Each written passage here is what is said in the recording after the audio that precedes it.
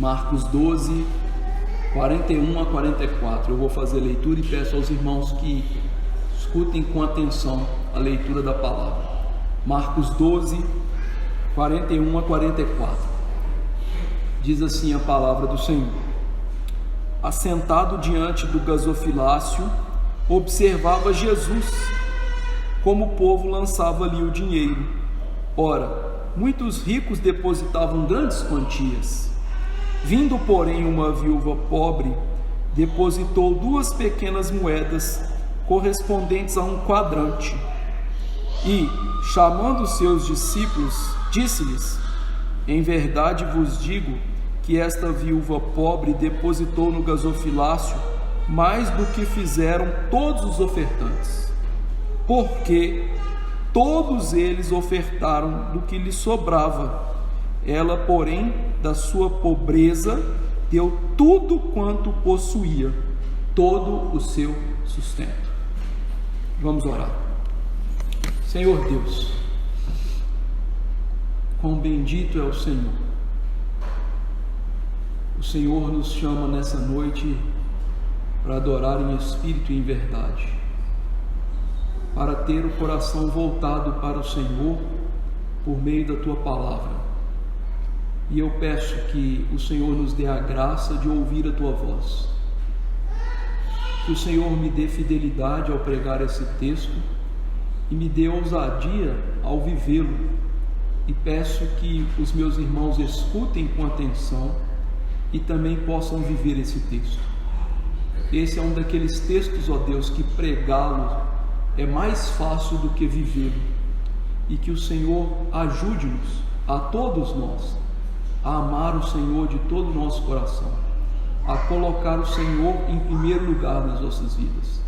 Ajude todos nós a sermos piedosos, humildes, fiéis, dedicados ao Senhor. Que o Senhor nos dê essa graça e que este sermão hoje nos edifique e que esse sermão nos leve ao alto sacrifício para a honra e glória de Jesus Cristo. É no nome dele que oramos. Amém. Meus irmãos, nós temos visto nesse capítulo 12 de Marcos, desde o verso 13 até o final, que o Senhor Jesus Cristo está contrapondo 2 realidades: a falsa religião dos escribas, fariseus, saduceus e herodianos, com a verdadeira religião, que tem a ver com amar a Deus sobre todas as coisas e ao próximo como a nós mesmos. Pois bem, essa sessão ela é finalizada com 2 exemplos que Jesus dá sobre isso. No verso 38 a 40, ele vai ensinar, exemplificando sobre a falsa religião, uma religião dos escribas que devoravam a casa das viúvas, a religião dos escribas que tinha o prazer de se mostrar aos homens. E por fim, ele fecha com esse exemplo positivo da verdadeira religião, que é o texto no qual nós vamos meditar hoje, que é a oferta da viúva pobre. Então esse trecho que nós vamos hoje expor fecha essa sessão de falsa religião e verdadeira religião que Jesus vem expondo aos seus discípulos. Então, o que nós aprendemos aqui em Marcos 12, do verso 41 a 44? Que Jesus deseja que nós vivamos a verdadeira religião. Qual é essa? Aquela em que nós damos tudo a Deus. Calma, eu não estou falando de dinheiro, e você vai ver que é isso que nós vamos aprender hoje, que a verdadeira religião que Jesus quer de nós é aquela que nós damos tudo a Ele, vai muito além de dinheiro, tem a ver com todo o nosso ser, com tudo o que nós somos, temos e pensamos. É isso que Jesus quer de nós. Vamos aprender essa lição por meio do exemplo da viúva. Diz o verso 41 de Marcos 12 que Jesus estava sentado diante do gasofilácio e ele observava os judeus lançando dinheiro nesse gasofilácio. e ele viu que os ricos davam uma quantia grande. É interessante que aqui a gente tem uma outra cena, porque Jesus acabou de pregar um sermão gravíssimo, um sermão que em Marcos está registrado em 3 versos, mas Mateus dedica quase um capítulo, capítulo 23, em que ele vai mostrar para nós como era a religião hipócrita dos escribas e fariseus. Foi um dos discursos mais, entre aspas, duros de Jesus, porque ele os chamou de hipócritas, de mentirosos, de interesseiros. Sim, Jesus falou tudo isso para aquelas pessoas. E depois então de falar tudo isso, a cena mostra que Jesus está calmamente assentado no templo, os seus discípulos estão a uma certa distância dele, e ele observava o que estava acontecendo no templo. E ele observava pessoas lançando dinheiro no gasofilácio. Esses gasofilácios, eles ficavam naquilo que nós chamamos de pátio das mulheres. O pátio das mulheres foi criado no templo, construído por Herodes, para que as mulheres pudessem entrar no templo. No Antigo Testamento, as mulheres não podiam entrar no templo. Como Herodes também construiu o pátio dos gentios, para que os gentios também pudessem adentrar ao templo, coisa que não era permitida no Antigo Testamento. Então é muito provável que Jesus esteja ali no átrio, no perto ali do pátio dos gentios, mas de tal maneira que ele pudesse observar o pátio das mulheres e ele visse os gasofilácios ali. Esses gasofilácios, eles eram umas urnas em forma de trombeta, onde os judeus depositavam as suas contribuições, e cada gasofilácio daquele era marcado com uma letra do alfabeto hebraico, para que o povo pudesse distinguir. Se tivesse uma letra, você estava depositando dinheiro ali para pagar o tributo do templo. Se houvesse outra letra, você estava dando dinheiro para os sacrifícios do templo, ou para os incensos, ou para a madeira que o templo precisava para fazer o sacrifício. Então cada gasofilácio daquele tinha letras que identificavam: você está doando para isso. Para ilustrar, sabe quando a gente vai fazer separação de lixo que vai ser reciclado? Não tem lá o amarelinho, que é metal, o verdinho, que é lixo orgânico, eu não sei se é essa cor verdadeira, viu, meus irmãos? O azul, que é plástico, e por aí vai. Os gasofilácios tinham isso. Então ele viu que as pessoas estavam ali depositando, mas uma coisa que nos chama atenção, que Marcos registra: Jesus estava notando o que estava acontecendo. E esse notar de Jesus, meus irmãos, não é um notar qualquer. Jesus não estava ali olhando, admirando a paisagem, ele estava com um olhar focado, notando o que as pessoas estavam fazendo na adoração a Deus. Então ele observa os adoradores, ele observa atentamente como aquelas pessoas dão suas ofertas. Então quando Jesus olha para aquelas pessoas, ele conhece aqui o coração daquelas pessoas, e ele conhece o bolso daquelas pessoas, e ele sabe a motivação de cada um que está ali depositando seus dinheiros no gasofilácio. E curiosamente, talvez você pense: ok, pastor, Jesus não está aqui hoje. Sim, Jesus não está fisicamente nessa igreja, como ele não está fisicamente em nenhuma das igrejas que estão reunidas para adorar nesse momento. Mas Jesus, pela sua onipresença e onisciência, ele está na sua natureza divina em todos os lugares onde Deus está sendo adorado, e ele está observando os adoradores. Quando nós entramos na igreja, Jesus viu o nosso coração. Quando nós estamos assentados agora, ouvindo a palavra, Jesus está vendo o que está no nosso coração.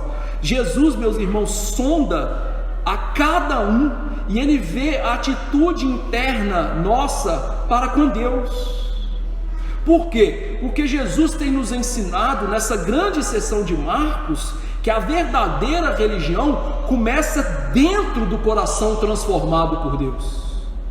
Então a adoração, ela não é somente externa, ela flui do coração transformado para as atitudes externas. Então Jesus vê além das atitudes externas. Talvez você esteja sentado aqui e pareça compenetrado, mas sua cabeça está pensando na contratação que o Atlético vai fazer. Talvez você esteja aqui pensando na prova que você vai fazer. Talvez você esteja aqui pensando na feijoada que você vai comer. E Jesus viu, e Jesus vai ver essas coisas. Elas não são aparentes a nós homens, mas Jesus sonda o coração de cada um que está no culto e está vendo se o nosso coração está voltado para o trono de Deus, desejando a Deus. Esse é o princípio que a Bíblia ensina, que nós lemos na nossa liturgia, no Salmo 4, verso 3. Sabei, porém, que o Senhor distingue para si o piedoso. O Senhor sabe quem é piedoso. O Senhor sabe aqueles que o adoram em espírito e em verdade, e aqueles que adoram só para parecer como os escribas e fariseus hipócritas. E veja que Jesus, ele nota ricos depositando grandes quantias. Meus irmãos, aqueles homens de bens estavam depositando grandes somas. Essa narrativa de grandes quantias quer dizer que eles estavam dando grande quantidade de dinheiro mesmo. E veja então que aqui Jesus não está condenando esses homens dar abundantemente. Ele nota isso. Porque o princípio válido é, sim, o rico deve contribuir abundantemente com a obra de Deus. Deus espera que os ricos sejam abundantes, mais do que os pobres. Por isso não basta os ricos dizerem, nós estamos dando tanto quanto os pobres estão dando. Não, Deus lhes deu riqueza para que na proporção da sua riqueza eles possam dar em profusão. É interessante que às vezes a gente não nota as coisas que Deus ensina para a gente nas Escrituras, mas nós temos homens piedosos, sábios que notam. Calvino, ele nota para a gente uma coisa: se todos nós somos filhos de Deus, por que há na igreja ricos e pobres? Ele chama isso de um mistério do pobre. O pobre, ele vai servir a igreja na sua pobreza, e ele vai ser uma oportunidade para os ricos servirem na sua riqueza, para que o rico não seja tentado em ser como o tio Patinhas, que fica com tudo para si, mas que ele tenha a oportunidade de servir a Deus com seus bens, com seus pertences. Então o rico dar com grandes somas é algo que a Bíblia exige dos ricos. Só que nós temos que entender uma coisa: os ricos, eles não apenas devem doar à igreja, mas eles devem ser generosos com os seus irmãos. O puritano Matthew Henry, ele diz: quando as oportunidades de caridade não se apresentarem aos ricos, eles devem procurá-las. Isso exige esforço, mas eles devem idealizar atitudes generosas para com os pobres. Só que tem um grande porém aqui. Os ricos devem dar grandes quantias? Sim, mas eles não devem fazer isso com o fim de serem vistos pelos homens. Jesus condena isso em Mateus 23, que é o discurso que eu acabei de citar, que ele condena escribas e fariseus hipócritas. Ele disse para aqueles homens que eles praticam as suas obras com o fim de serem vistos, porque eles alargavam franjas filactérias, ou seja, aqueles homens, tudo que eles usavam da religião era um motivo deles serem vistos, notados, para que as pessoas pudessem dizer: olha como essas pessoas são boas, olha como a religião delas é uma religião melhor. Jesus não ensina que nós devemos ser assim, que nós devemos doar com a nossa mão direita e a esquerda não deve saber. Jesus ensina a sermos generosos, mas a fazermos isso de tal maneira que a glória seja toda de Deus e não dos homens. Infelizmente, não era isso que essas pessoas estavam fazendo. Mas veja, Jesus então, nesse cenário em que ricos estão dando em grande quantia e não fizeram mais do que a obrigação deles, diz o verso 42: vindo porém uma viúva pobre, depositou 2 pequenas moedas correspondentes a um quadrante. Jesus notou os ricos, e notar os ricos é fácil, não é? A gente vê quem é rico. Afinal, o rico está usando roupa boa, o rico está andando em carro bom, o rico está andando de maneira elegante, né? O rico está morando em casa chique, o rico está comendo bem, e o rico é muito prestigiado na igreja. Quantas pessoas são auxiliares da igreja em ofícios porque são apenas ricos? Não deveriam ser, porque têm dinheiro, ocupam posições importantes na igreja. Mas veja, Jesus notou os ricos aqui? Sim, mas Jesus notou a viúva pobre, porque Jesus nota todas as pessoas. A Bíblia diz que Deus não faz acepção de pessoas. Para Deus não importa se o adorador é rico ou pobre, se é feio ou bonito. Deus importa com que todos adorem em espírito e em verdade. É isso com que Deus importa. Deus então nota todos os adoradores, e Deus não tem adoradores favoritos. Acredite, Deus não me ama mais porque eu sou pastor. Deus não tem filhos prediletos, a não ser Jesus. Porque todos os filhos de Deus, todos os adoradores que são chamados ao culto a Deus, são uma coisa só: pecadores miseráveis que carecem da graça de Deus. E é por isso que Deus nota ricos e pobres. É por isso que Deus não faz distinção no seu reino se alguém é rico ou pobre. E quando nós falamos que essa mulher é pobre, não é um exagero. A palavra usada por Marcos, pitokos, no grego, significa uma pessoa totalmente destituída de bens. Então essa mulher pobre não é uma pessoa igual a gente fala que a gente é pobre, né? A gente é pobre, mas tem casa, tem carro, viaja, tem roupa legal. Não é isso. Assiste Netflix, faz um churrasquinho, comeu peru de Natal. Ele não está falando pobre nesse sentido. A palavra pitokos aqui significa uma pessoa realmente pobre, paupérrima. E você vai perceber isso pela quantia que ela dá e que Jesus diz que é todo o seu sustento. Agora, uma coisa interessante é, essa mulher é pobre, mas na verdade essa mulher é muito rica, porque ela tem uma coisa que é a riqueza espiritual. Diz que ela é piedosa, ela é pobre, mas ela está contribuindo para a obra de Deus. Então, ainda que ela seja desprovida dos bens materiais, essa mulher, ela é muito rica para com Deus, porque ela tem a maior riqueza desse mundo, que é a piedade, a contribuição para a obra de Deus.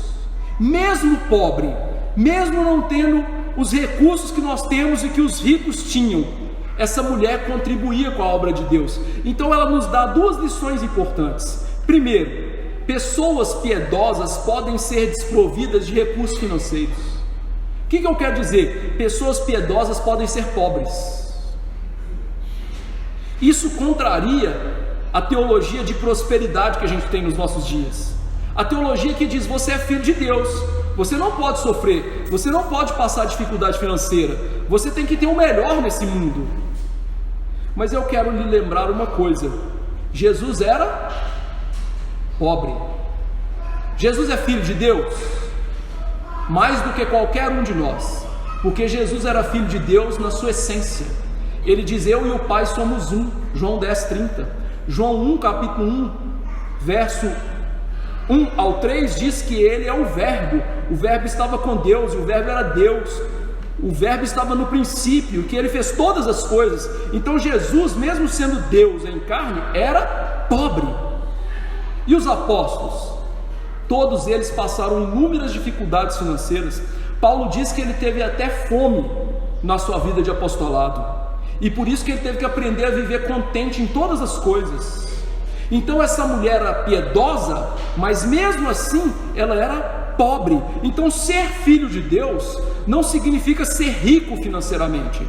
Ser filho de Deus significa que nós devemos ser ricos espiritualmente falando. E na verdade, Jesus sempre incentivou isso. Ele mandou a gente acumular tesouros aonde? No céu. onde a traça e a ferrugem não acabam com esses tesouros. Nós somos incentivados na Bíblia a não querer ficar ricos.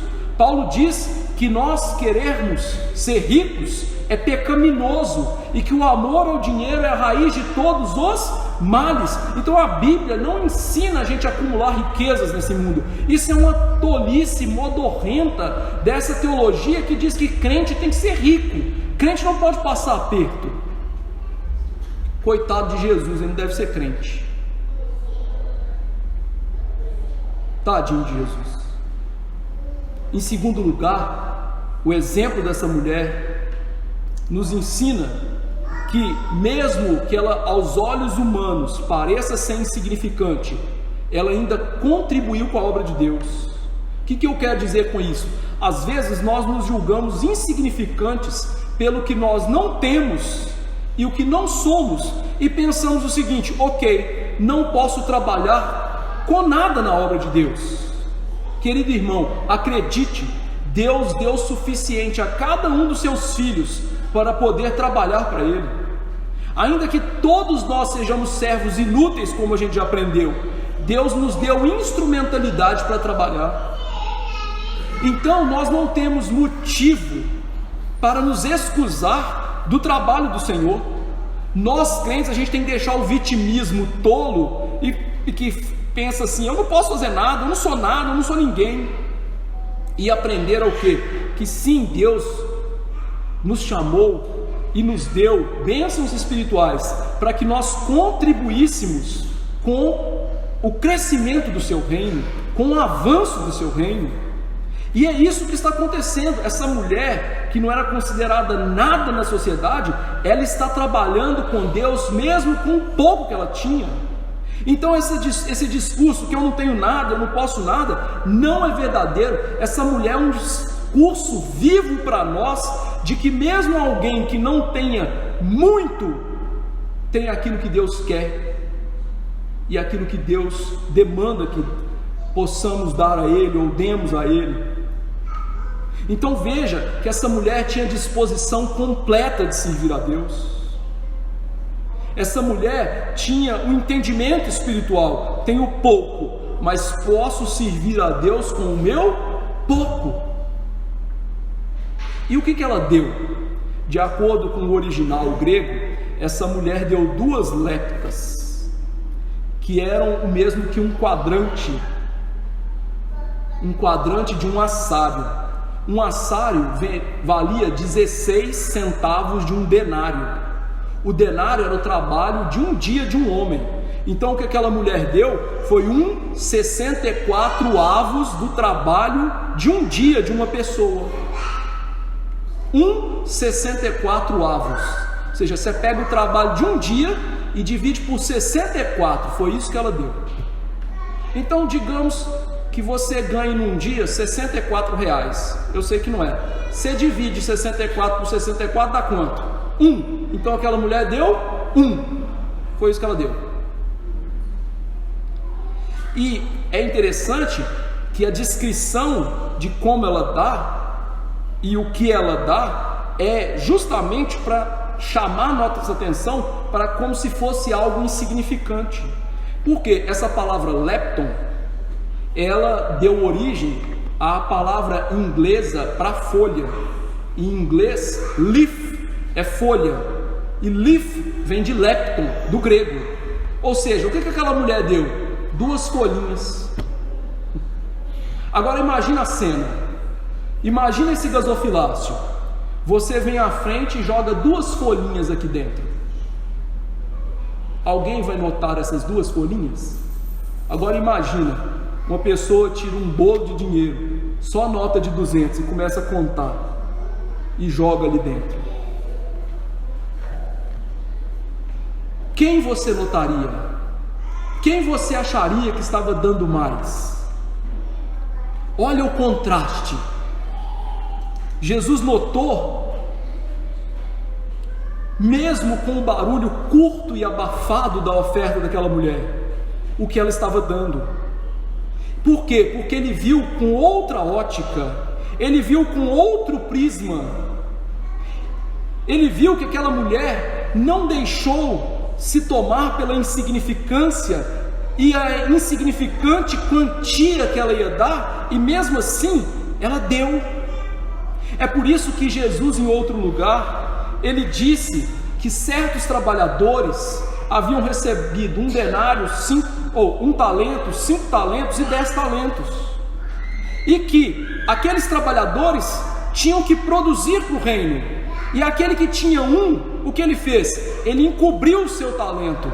E na parábola que Jesus conta, essa pessoa é repreendida, porque o que Jesus estava questionando ali era esse pensamento nosso: já que eu recebi pouco de Deus, eu vou dar nada para Deus. Só que Jesus não pensa assim. Ele pensa assim: de que maneira? Se Deus me deu pouco, ainda com pouco eu posso produzir, nos mostrando que a gente deve abandonar esse espírito de que eu não tenho, eu não posso, eu não vou fazer.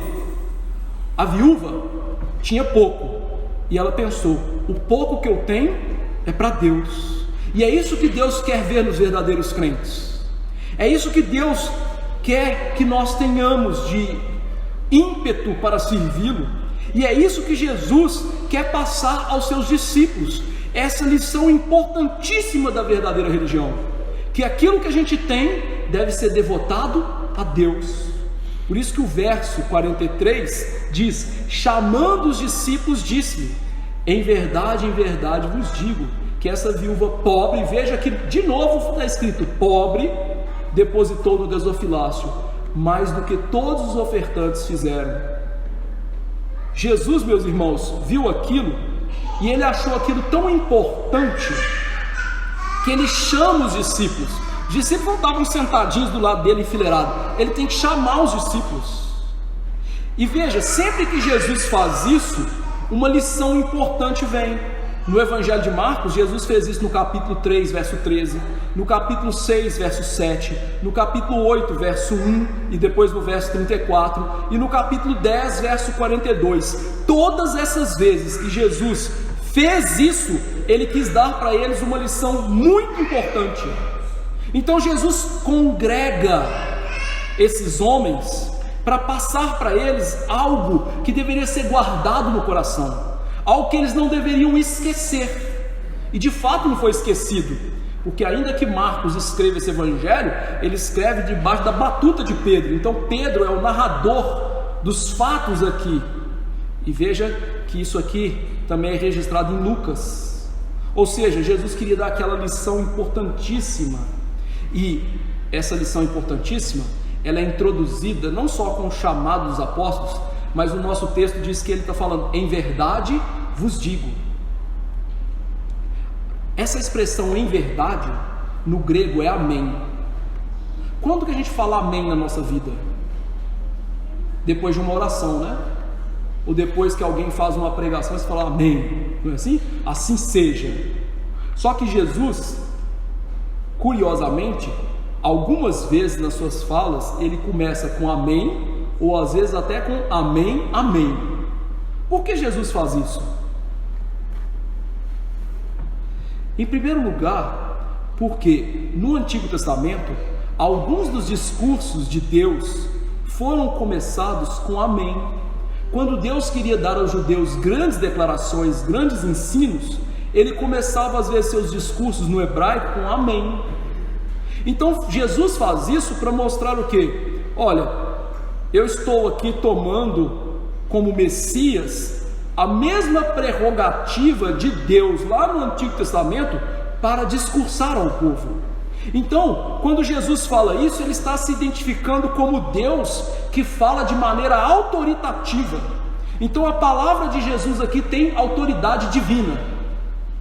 Em segundo lugar, ele faz isso porque aquilo que ele vai declarar é de uma solenidade tal e de uma importância tal que os discípulos deveriam ficar atentos. Ou seja, a lição que Jesus vai passar é uma daquelas lições da vida que a gente não deve esquecer nunca. Curiosamente, o comentarista J.C. Ryle, ele diz que nós lembramos de muitos discursos de Jesus, lembramos de muitas falas de Jesus, mas são poucos que lembram daquilo que Jesus fala da viúva pobre. E veja, Jesus começa esse discurso com amém, para que a gente entenda o que ele vai falar, é muito importante. Isso tem a ver com o contexto, porque até aqui Jesus mostrou para eles qual era a falsa religião, a religião dos escribas, fariseus, herodianos, e agora ele está mostrando o que ele quer que os seus discípulos pratiquem, aprendam, vivam. Então, no contexto, Jesus está agora falando para eles assim: eu estou mostrando para vocês a verdadeira religião, e eu sou Deus, e Deus promulga a verdadeira religião, é Ele que deseja a verdadeira religião, é Ele que aceita a verdadeira religião. Meu irmão, você já parou para pensar o seguinte: esse culto aqui é para quem? É para você? Errado, é para quem? Para Deus. Então você tem que pensar o seguinte: quem tem que se agradar desse culto, você ou Deus? Deus. Quem define as regras desse culto, você ou Deus? Deus. Então Jesus está tomando essa prerrogativa, e se Ele é Deus, Ele vai mostrar para os apóstolos não aquilo que eles pensam que é a verdadeira religião, não aquilo que eles querem que seja a verdadeira religião, mas aquilo que Ele, Deus, diz que é a verdadeira religião, e que Ele aceita como verdadeira religião. Por isso, na Igreja Reformada, o princípio regulador do culto é: o que Deus ordenou na sua palavra quanto ao culto, devemos fazer, e aquilo que Deus não ordenou é proibido, porque Deus é aquele que tem o direito sobre o culto, é aquele que vai receber o culto, é aquele que tem que se agradar com o culto.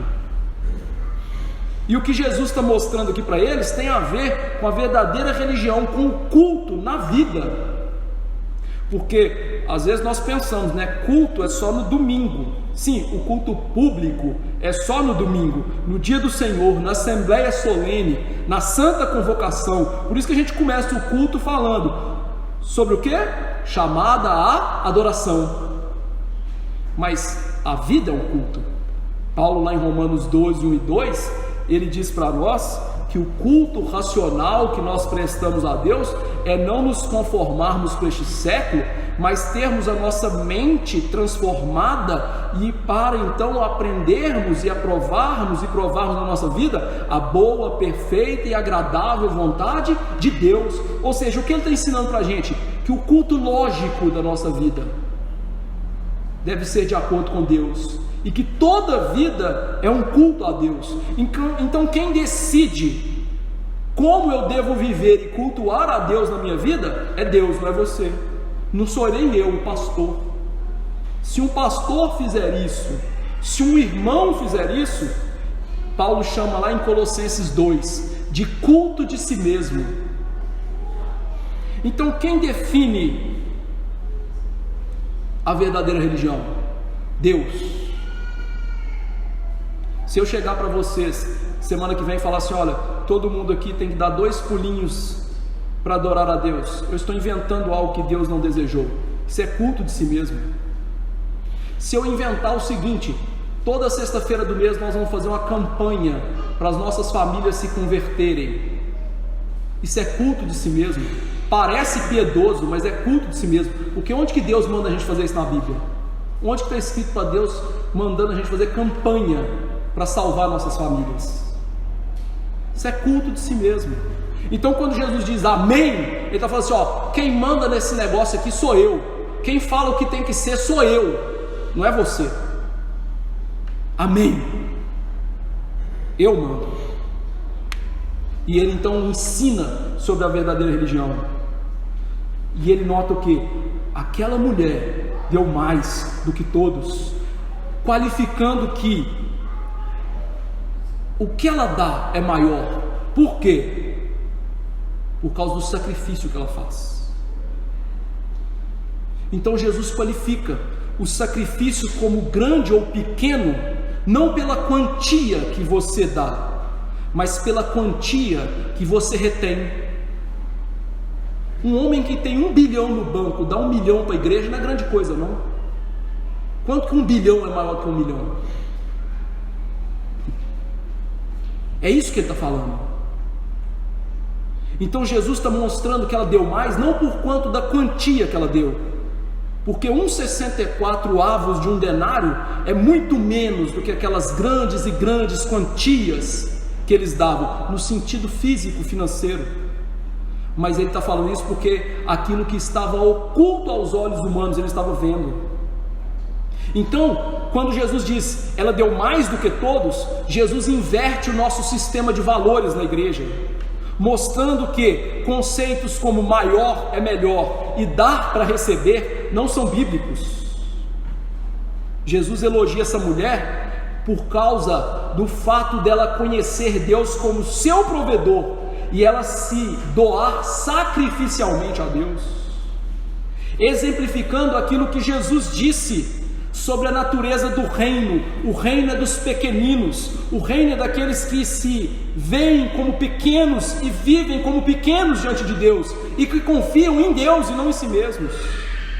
Além disso, essa mulher exemplifica o discipulado, que Jesus disse que quem quer viver para Ele, negue a si mesmo, tome a sua cruz e siga. Então essa mulher é o perfeito exemplo da religião sacrificial, religião de humildade do reino de Jesus. Ela é uma pessoa que nega a si mesma. Por quê?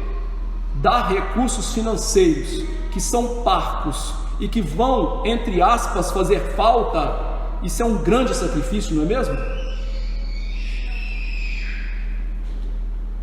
Seria uma grande abnegação, não é mesmo? Com certeza. Só que veja, o nosso pecado é que nós nos apegamos e acreditamos que os recursos financeiros são os que nos sustentam. Essa mulher percebeu a verdade. Quem é o provedor para a gente? É Deus. Sim, Deus usa o seu trabalho. Sim, Deus usa o seu dinheiro. Mas Deus poderia sustentar você sem o seu dinheiro e sem o seu trabalho, se Ele quisesse. Ele não sustentou Elias assim? Com corvos e depois com uma viúva que nem tinha o que dar de comer para o profeta? Ele não sustentou Jesus 40 dias no deserto sem comer e beber? Ele não sustentou Moisés no monte 40 dias sem comer e beber? Ele não sustentou Paulo e os presos no navio 14 dias sem comer antes do naufrágio? Sim. Então você acha que é a lasanha que te sustenta? Que é os 10 reais que você ganha para trabalhar no empreguinho vagabundo que te sustenta? Claro que não. Não só de pão vive o homem, mas de toda a palavra que sai da boca de Deus. É isso que ela percebeu. Deus usa meio ordinário para nos sustentar, para providenciar as coisas. Sim, Deus usa meios ordinários, mas os meios ordinários são meios de Deus. É Deus quem faz. Por isso que Jesus, no Sermão do Monte, lutando contra a nossa incredulidade e a nossa ansiedade, ele diz: olha os lírios do campo, eles fiam, eles tecem, não, ninguém vestiu tão bem quanto eles, nem Salomão. Olha as aves dos céus, elas plantam, elas regam, elas fazem isso, não, Deus sustenta. Ou seja, Jesus estava ensinando para a gente o quê? Que o sustento de verdade vem de Deus. E a viúva entendeu isso. E ela entendeu isso de tal maneira que ela se desprendeu dos recursos financeiros.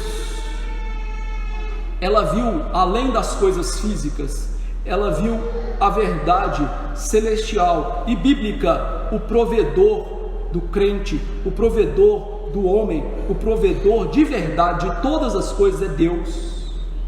Então ela decidiu não acreditar que o dinheiro sustentava a vida dela. Ela decidiu apegar-se a Deus e não aos recursos financeiros. E o que é isso? Negar a si mesmo. Isso ilustra a verdadeira religião. Por quê? Porque a verdadeira religião que Jesus havia dito ao escriba interessado, que nós vimos, é: qual é o primeiro lugar da nossa vida? Nós devemos amar a Deus de toda a nossa alma, de todo o nosso coração, de toda a nossa força e de todo o nosso entendimento. Significa o quê? Quem deve ser o primeiro lugar da nossa vida? Deus. Eu sei que ela não fez isso de maneira perfeita, ninguém faz isso de maneira perfeita, mas ela entendeu uma coisa: o dinheiro não podia ser um ídolo no coração dela, que o dinheiro não tinha o primeiro lugar na vida dela. Ela entendeu que o pouco recurso que ela tinha era de Deus e era para servir a Deus. Então, ao invés dela servir o dinheiro como um Deus, ela serve o verdadeiro Deus com o seu dinheiro, mostrando então o que? O coração dela era mais devotado a Deus do que ao dinheiro.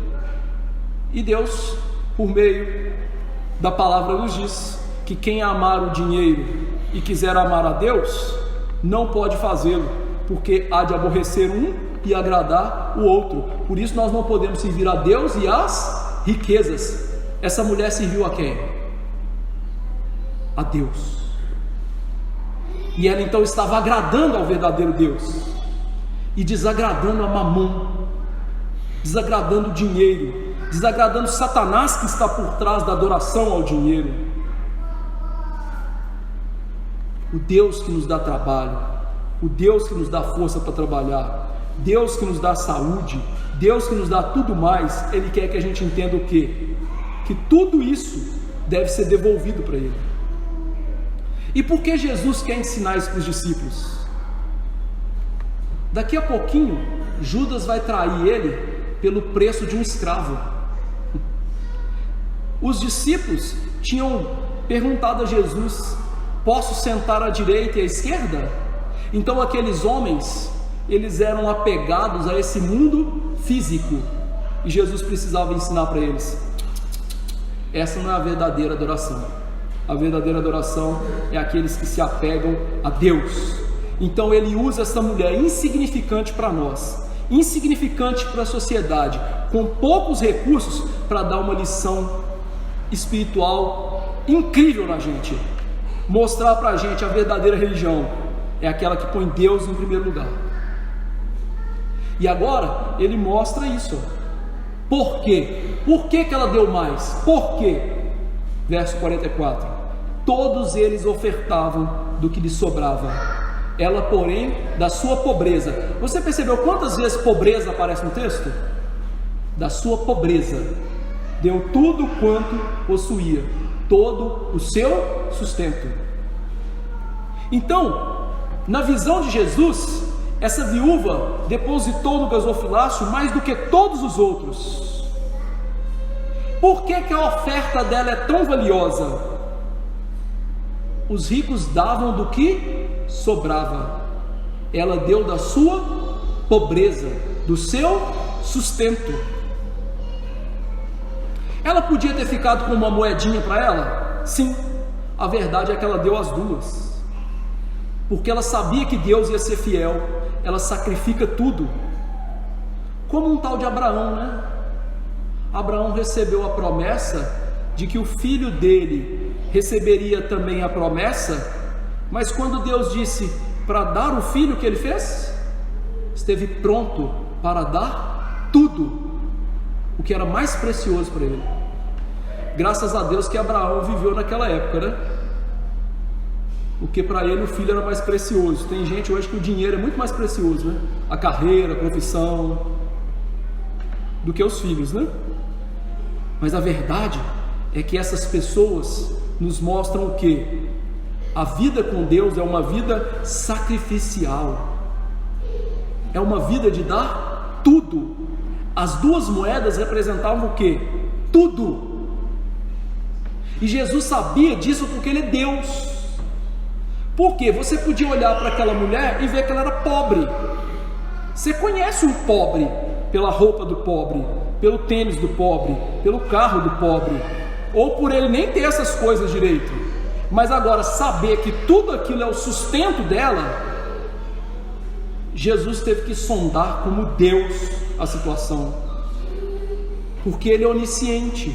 Por isso que nós lemos aqui: Senhor, Tu me sondas e me conheces, sabes quando assento e me levanto, de longe penetras os meus pensamentos, esquadrinha o meu andar e o meu deitar, e conhece todos os meus caminhos.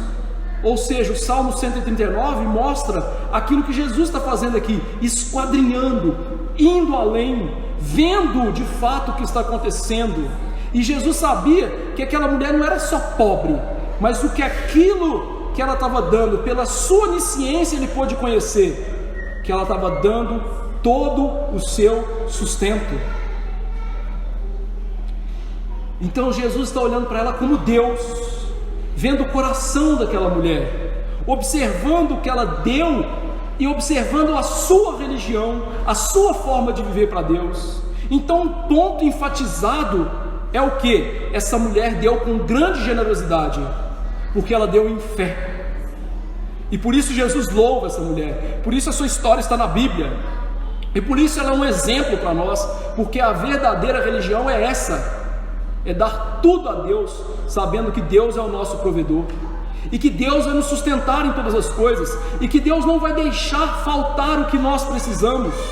A verdadeira religião é essa, o fato de darmos tudo para Deus. Mas espera, esse texto é muito usado para pedir dinheiro. Gente, eu não estou falando de dinheiro, esse texto não está falando de dinheiro, esse texto está falando de quê? De coração, de vida, de ser. Então quando a gente fala aqui de dar tudo a Deus, e essa é a verdadeira religião, a verdadeira religião envolve sacrifício em nos doar completamente a Deus. Qual o sacrifício? Aqui dela foi todo o seu sustento, que representava todo o seu coração. Isso envolve então, na verdadeira religião, dar todos os nossos recursos a Deus. Saliento, não estou falando para ninguém vir aqui e dar todo o seu dinheiro no gasofilácio. Estou salientando que todos nós devemos dar todo o nosso coração a Deus. Tudo que somos, tudo que temos, tudo que fazemos. Então isso envolve o nosso tempo. Nosso tempo deve ser dedicado totalmente a Deus. Significa que eu estou falando que a gente tem que ler Bíblia o dia inteiro e orar o dia inteiro? Não. Significa que quando eu estiver trabalhando, eu estou fazendo isso para mim? Não, eu estou fazendo para quem? Para Deus. Certa vez, um sapateiro perguntou para Lutero: como é que eu faço para trabalhar para Deus? E Lutero disse: faça o melhor sapato e cobre um preço justo. Ou seja, você no dia a dia, ao trabalhar, vai trabalhar para Deus, vai trabalhar segundo as regras de Deus, e vai usar esse viver no seu tempo para Deus. Então, quando eu trabalho não só para tirar o meu sustento, mas eu trabalho para Deus, para a glória de Deus. Eu uso os dons e talentos que Deus me deu para a glória dele, e eu trabalho para o reino avançar. Por isso que essa ideia de você ir lá no seu trabalho e você não falar que é crente, você não dar testemunho que você é crente no seu trabalho, não é trabalhar para Deus, é trabalhar para você. O seu trabalho, as pessoas têm que saber, você é crente, e você está ali fazendo o melhor para Deus. Agora, isso também envolve o nosso dinheiro. A Bíblia nos ensina a usar o dinheiro de maneira bíblica, de maneira piedosa. Deus ensinou lá no Antigo Testamento e no Novo Testamento por meio de Paulo que o nosso dinheiro deve sustentar a nossa família, mas também deve sustentar o necessitado da igreja. Ele diz que aquele que trabalhava, aquele que furtava, não furte mais, antes trabalhe com as próprias mãos para ter para si mesmo e para acudir o necessitado. Está lá em Efésios 4. Ou seja, ele ensina isso. Ele ensina também que o nosso dinheiro deve ser usado para o sustento de missionários, de irmãos que passam dificuldade. Você pode ler as cartas dele aos Coríntios, que eles estavam juntando dinheiro para ajudar as igrejas da Judéia. Você pode ir lá em 1 Coríntios 9,14, que Paulo diz que o obreiro deve ser sustentado pelo Evangelho. Então o nosso dinheiro não é para ser usado todo conosco, é para ser usado para Deus, para a glória de Deus.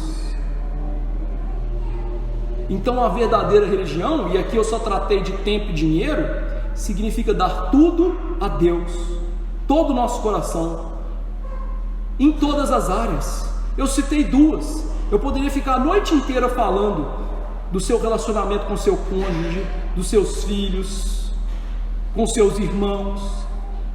A verdadeira religião é dar tudo, em todas as áreas, deliberadamente, pensando em Deus, fazendo como Deus manda.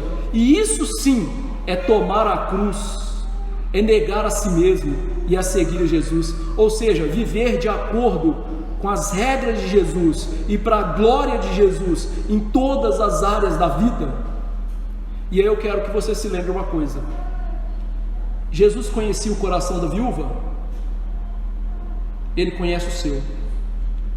Jesus conhecia o bolso da viúva, Ele conhece o seu. Jesus sabe quanto a viúva dava, Ele sabe quanto você dá. Então, mostre a Jesus na sua vida a verdadeira religião, e que nós não sejamos julgados como a parábola do talento que eu disse, enterrando as nossas coisas e vivendo para nós mesmos. Agora, esse texto, ele vai além da viúva, ele aponta para a gente a única pessoa nesse mundo que conseguiu viver essa verdadeira religião de maneira perfeita. Quem é essa pessoa? Jesus. Não há uma pessoa nesse mundo, e nunca houve e nunca haverá, que vai dar tudo para Deus sem reservas e sem restrições. Só Jesus fez isso. Só Jesus viveu perfeitamente para Deus. Só Jesus deu todo o seu tempo, todo o seu trabalho, todos os seus relacionamentos, toda a sua vida em todas as áreas a Deus o Pai. E a pergunta que eu faço para você é: por que Jesus fez isso? Em primeiro lugar, porque Ele amava a Deus sobre todas as coisas. Em segundo lugar, porque Ele amou o próximo de tal maneira que Ele morreu pelos seus eleitos. Então Jesus deu tudo para Deus, porque Ele ama a Deus e Ele nos ama, porque a nossa salvação dependia de Jesus dar tudo para Deus, e foi exatamente o que Ele fez por nós. E o tudo dele envolve um sacrifício que você nunca vai passar por ele. Jesus sofreu a ira de Deus por nós. Ele foi numa cruz por nós. Ele se fez maldito por nós. Maldito todo aquele que é dependurado num madeiro. De quem era aquele madeiro? Nosso. Porque você não consegue nem ser a viúva pobre, quanto mais o que Jesus fez. Eu não consigo. Quem consegue? Nenhum de nós. E é por isso que nós precisamos de Jesus. Como viver esse texto? Em primeiro lugar, como eu disse, citando J.C. Ryle, essa é uma das declarações mais esquecidas de Jesus, e nós julgamos como irrelevante. E qual é a prova disso? Eu vou citar o que o Ryle disse. A prova de que nós consideramos a fala de Jesus aqui como irrelevante pode ser vista nas contribuições pobres e escassas que são feitas pelos membros da Igreja de Cristo, tendo em vista o bem do próximo. Também pode ser vista na miserável renda de todas as sociedades missionárias, em proporção às riquezas dos membros das igrejas. E ainda pode ser vista nas longas listas de dizimistas autocomplacentes, que contribuem com migalhas, quando poderiam doar maiores quantias. Quem falou isso aqui não fui eu não, tá? Segunda aplicação do Ryle, o pandurismo dos que se dizem cristãos, veja, ele nem falou que é cristão, dos que se dizem cristãos, em todas as questões que envolvem a Deus e a religião. É um dos mais clamorosos pecados dos nossos dias e também um dos piores sinais dos tempos. Os doadores para a causa de Cristo são apenas uma pequena parte da igreja. É reprovável que nem mesmo 1 em cada 20 cristãos batizados conheça qualquer coisa do que significa ser rico para com Deus. A grande maioria dos crentes gastam enormes quantias consigo mesmos, mas não nem sequer alguns centavos para a causa de Cristo. O que esse homem está falando para a gente é: quantos crentes fazem contas e contas para gastarem em casas, carros, viagens, e não são dizimistas, e não cooperam com missionários, e não ajudam seus irmãos? É isso que ele está falando. E meu irmão, você pode ter certeza, na maioria das igrejas, os dizimistas são poucos. Aqui mesmo, a maioria de vocês não é dizimista. Está roubando a Deus. E o que a gente faz com isso? Lamenta e ora para que Deus corrija. Sabe por quê? Isso está mostrando aonde o coração de vocês está. No dinheiro. O coração de vocês não está em Deus, mas que Deus estimule o nosso espírito de liberalidade e que cada um de nós cumpra liberalmente o nosso dever de todo cristão de contribuir com a obra do Senhor. E o tempo é agora. Quando você estiver morto, você não vai contribuir com a obra de Deus. Lembre-se, os olhos de Jesus estão sobre nós hoje. Jesus continua vendo todo mundo que está aqui dentro.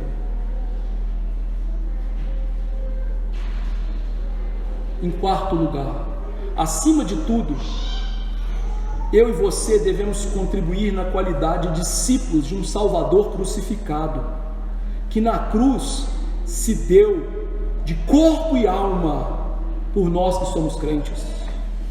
Se Jesus se deu de corpo e alma para você que é crente, é muito que você dê tudo o que você é e tem para Ele. Deixe de ser mesquinho para com Deus, se apegando a uma coisa que você tem que nem é sua. A roupa que você está vestindo hoje aí não é sua. Você quer que eu prove para você que não é sua? Salmo 24: ao Senhor pertence a terra e tudo que nela se contém, o mundo e os que nele habitam. Você está na terra? Você está vestido? Então é dele, não é seu. O que nós somos de Deus? Mordomos. Lembra lá do mordomo do Batman? Lembra? Alfred. A casa era dele? Não, era do Batman. O carro era dele? Não, era do Batman. Tudo era dele, ele servia. Nós somos mordomos. Nós servimos a Deus administrando as coisas que são deles, não são nossas. Dele, Deus. Do Senhor, o Pai, o Filho e o Espírito. Quinto lugar, essa aplicação também não é minha, é de um pastor. Se você é uma pessoa que tem dificuldade de devolver a Deus o seu dízimo, ou de contribuir com a obra cristã, você deveria realmente pensar se você é um crente verdadeiro.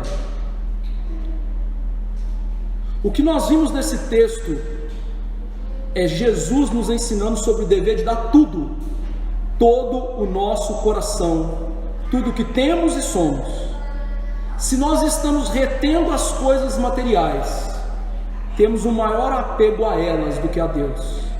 Estamos mostrando que o nosso coração não é de Deus, mas é do dinheiro, aos bens materiais, aquilo que podemos ver. Devemos nos desvencilhar disso e dar o coração todo. Isso envolve honrar a Deus com os bens materiais envolve honrar a Deus com os nossos relacionamentos, envolve honrar a Deus com o nosso tempo, envolve honrar a Deus com as nossas escolhas, com a vida de acordo com a palavra. Sexta aplicação é do Hernandes Dias Lopes, que vocês gostam muito. A Bíblia nos ensina a trazer as primícias a Deus. Devemos honrá-lo com as primícias de toda a nossa renda. O dízimo não é sobra, é primícia, tem que ser tirado primeiro. O dízimo não é oferta, é dízimo, é dívida. Não devemos reter o dízimo, porque é roubo, Malaquias 3:9. O dízimo não é o máximo, é o mínimo. Não fazemos nenhum favor a Deus entregando o que é dele. Não temos direito de retrair, nem subtrair dele, e nem mesmo roubar dele.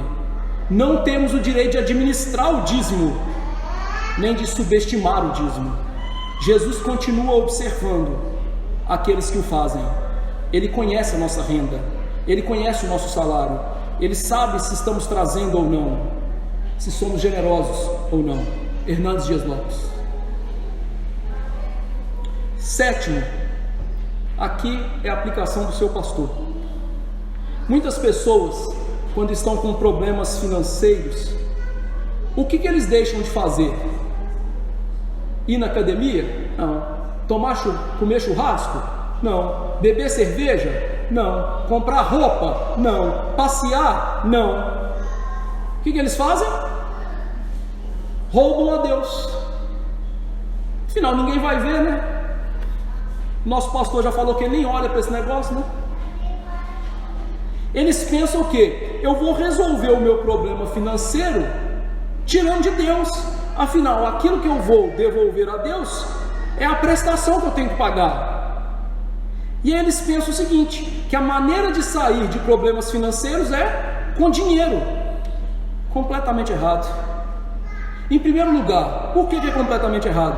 As pessoas estão confiando no dinheiro ao invés de Deus. Em segundo lugar, estão tentando resolver um problema com um pecado. E a Bíblia ensina a gente a resolver problema com pecado? Minha namorada engravidou, vamos matar o bebê? De jeito nenhum. Em terceiro lugar, essas pessoas estão pensando o quê? Eu preciso da bênção de Deus, mas não vão receber, porque Deus não se agrada de abençoar quem está vivendo do pecado. Então qual a solução? Honrar a Deus com as primícias e lutar para ter uma vida financeira mais equilibrada que honra a Deus. Deixa eu contar um caso para você. Eu prometo não contar o santo.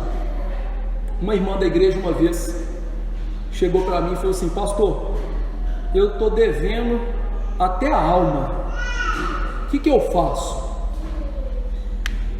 Eu chamei um diácono da igreja e disse para aquela irmã: olha, durante esse mês você vai anotar tudo que você recebeu e tudo que você gastou. Daqui um mês você me procure. Ela fez, pegou as notinhas, anotou tudo, colocou num caderninho. Reuni com ela e o diácono. Tanta coisa boba, tanta coisa desnecessária. E aí nós fizemos com ela uma planilha. Primeira coisa que você vai fazer: devolver o Senhor que é dele, o dízimo. Depois você vai pagar suas contas, suas dívidas. Depois você vai gastar com futilidades. E ela ganhava pouco. Ela ganhava um salário mínimo à época. Em poucos meses, aquela irmã estava até ajudando o próximo. É simples. Ela honrou a Deus e Deus fez o quê? Abençoou a vida dela. Ela parou de roubar a Deus e colocou os seus gastos dentro do seu limite. Deus abençoou a vida dela. Então, não tome a solução errada. Oitava aplicação. Então Deus ensina para a gente a planejar a nossa vida financeira de tal maneira com que venhamos acudir o necessitado. Meus irmãos, eu tenho um caso curioso disso. Eu me lembro que no meu último ano de seminário, eu era igual o Júlio, eu trabalhava em 3 empregos. Eu trabalhava dando aula, trabalhava na igreja e trabalhava numa locadora. Eu tinha que casar, né? Tinha que juntar dinheiro. Quem quer casa, quem quer casar, pois é. E aí o conselho falou assim: não, você vai parar de trabalhar com tudo e você vai ficar só com o que a igreja te dá. Tá bom, né? Conselhos são vocês que mandam. Ganhava 300 merréu por mês. Um dia o irmão chegou da igreja e falou assim: olha, um irmão que tinha o hábito de não pagar as pessoas que ele pegava dinheiro emprestado, né? Me empresta. Eu não sabia da fama dele. Saquei 100zão e dei na mão dele, 1/3 do meu dinheiro. Tinha 300 por mês. Tinha que juntar dinheiro para casar. E eu acho que eu fui uma das poucas pessoas que ele pagou na igreja. O que eu quero ilustrar com isso? Eu segui um princípio bíblico de que meu dinheiro não é para eu gastar todo comigo, é para que eu use para a glória de Deus. E isso envolve ter um coração generoso e ajudar os irmãos que são necessitados. E o problema não é o quanto você ganha, o problema é o quão apegado ao dinheiro você é. Essa é a verdade. Tem gente que ganha pouco, mas é generoso, e tem gente que ganha muito e não tem um pingo de generosidade. Nona aplicação: o que Jesus viu no seu coração aqui hoje? Como está o seu coração ao ler a Bíblia, ao cantar a Bíblia, ao meditar na Bíblia? Como estava o seu coração durante esse culto? Como estava o seu coração durante hoje, o dia do Senhor? Que muitas vezes a gente está roubando a Deus, vivendo para nós mesmos. Querido irmão, muitas vezes a gente está em franca desobediência a Deus, dizendo que essas coisas são radicalismos. Olha, eu não falei nada daquilo que eu falei aqui que não esteja nas Escrituras. Eu citei texto por texto no seu contexto. Isso não é radicalismo, isso é Bíblia. O problema é que o nosso coração hoje não é ensinável. O nosso coração hoje, ele não quer ser devotado a Deus. E o nosso coração hoje quer dar migalhas para Deus. Querido irmão, nós precisamos da graça do Senhor para a gente parar com isso. Deus não quer nossa migalha, Deus quer tudo.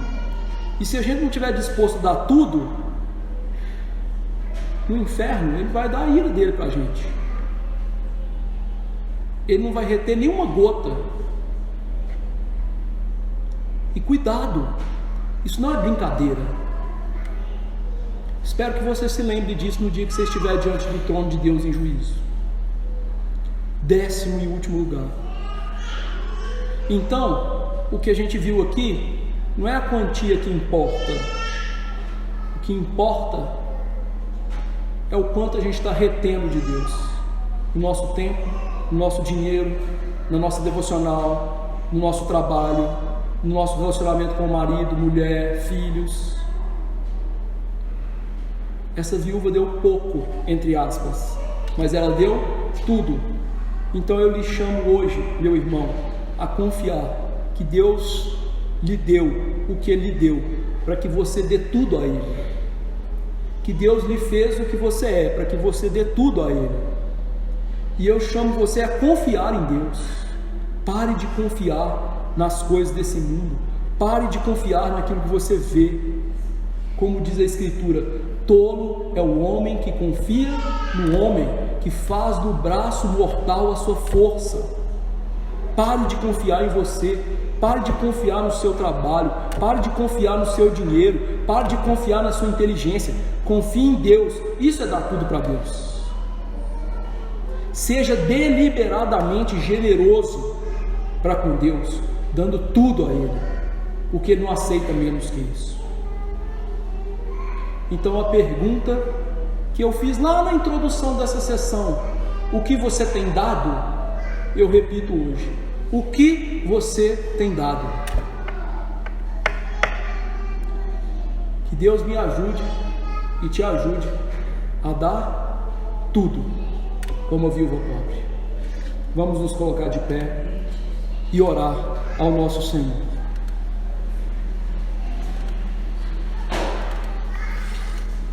Senhor Deus, que texto lindo das Escrituras, que lição maravilhosa que Jesus usou essa viúva para nos dar, ó Deus. Uma lição de dar tudo ao Senhor e de viver tudo para o Senhor. Ó Deus, esse é um dos princípios da reforma protestante e do puritanismo, que a nossa vida deve ser para a glória do Senhor. No entanto, em tão pouco tempo, nós temos esquecido esses princípios, apesar de citá-los, de achá-los lindos, mas existe um grande problema, que nós não estamos vivendo isso. Nós estamos retendo o nosso coração, nós estamos abrigando ídolos no coração, ídolos tão banais, tão pequenos, tão tolos. Tenha misericórdia de nós, Senhor. Vem socorrer-nos. Como aquele publicano, nós imploramos, ser propício a nós pecadores, Senhor. Nós precisamos da Tua graça para que possamos dar tudo ao Senhor. Nós precisamos da Tua graça para deixar a mendigaria, o ser mesquinhos, ser ladrões em relação ao Senhor e dar tudo para o Senhor. Tenha misericórdia, Senhor, daqueles que acham que essas coisas são loucura. Sim, são loucura para os que se perdem, mas para aqueles que são salvos, esse é o verdadeiro Evangelho, de negar a si mesmo, de ir após Jesus, de tomar a cruz e viver para Ele. E me ajude os meus irmãos a fazê-lo. Ajude, ó Deus, a vivermos a verdadeira religião. Ajude para que essa igreja, no seu culto, na sua pregação, na sua vida familiar, seja uma igreja marcada por pessoas, por famílias, por pastor, presbíteros e diáconos que dão tudo ao Senhor. Eu lhe imploro isso. Eu lhe imploro que o Senhor vá tirando os ídolos do nosso coração, ó Deus. Família, dinheiro, trabalho, posição social, status, inteligência. Senhor, que essas coisas não nos dominem, que essas coisas não estejam em primeiro lugar no nosso coração, que o nosso coração seja devotado ao Senhor. E ajude para que nós mostremos isso a esse mundo, mostremos isso a essa cidade, e ajude para que as demais igrejas sejam reformadas de tal maneira que essa seja a mensagem delas, o verdadeiro Evangelho de ser e dar tudo para Jesus. Por favor, ó Deus, o Senhor tem poder para isso. Faça isso para a glória do Senhor. E se formos generosos, que nós façamos isso não para que as pessoas nos vejam, mas para que o Senhor, que em secreto nos vê, nos recompense. E Senhor, sonda o coração de cada um, vê os nossos caminhos maus, nos dê verdadeiro arrependimento e nos leve a andar no caminho eterno, o caminho da viúva pobre, o caminho de Jesus, Deus Filho, que se fez carne e deu tudo para ti e deu tudo para a nossa salvação. É no nome desse Jesus que eu oro. Amém. Que a graça do Senhor Jesus Cristo, o amor de Deus, o nosso Pai, e a consolação santa e eterna do Espírito sejam com as viúvas pobres desse lugar, hoje e para sempre. Amém.